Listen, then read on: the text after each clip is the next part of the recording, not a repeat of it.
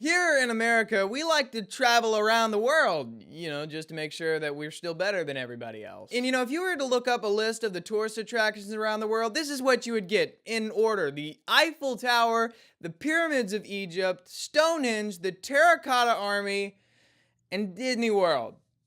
Right up there with the greats. And other places are not nearly as protective of their monuments as America is. Like over there, you can climb on them, maybe take a piece home for your nephew. But here, if there's a rock that we think George Washington might have slept next to, we're like, you can look at it, but if you have to breathe, please turn your head. But we walk around these places and take pictures of their fruit stands and street vendors, which is a little weird when you consider it's like them coming to America and taking pictures of Walmart. But anyway, we're bad judges of culture. I mean, these places know we're coming, but we walk around eating Chinese donuts like they're authentic cuisine.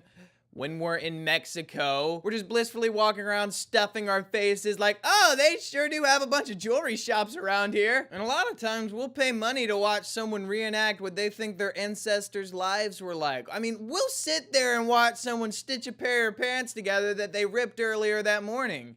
Do you think they'll ever do that for our lives? Like, here we watch a man working as an accountant. Notice as he nearly falls asleep on his keyboard. Watch, he's taking an early lunch break. By the time he's supposed to have come back in, he will have called his boss and tell him that he is getting sick and will be taking the rest of the day off. Lying was a technique that many of the ancient Americans used instead of fulfilling their commitments. But here, if there's a rock that we think George Washington might have slept next to, we're like, you can look at it, but if you have to breathe, let's just pretend I said breathe. If you have to breathe, well, why do you have to breathe? Why do you gotta be like that? Hold it! Is that what parents say?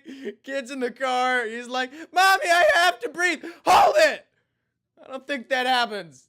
Probably not often, at least, because I think that's child abuse. If you don't let your kid breathe, that's child abuse. You shouldn't do that.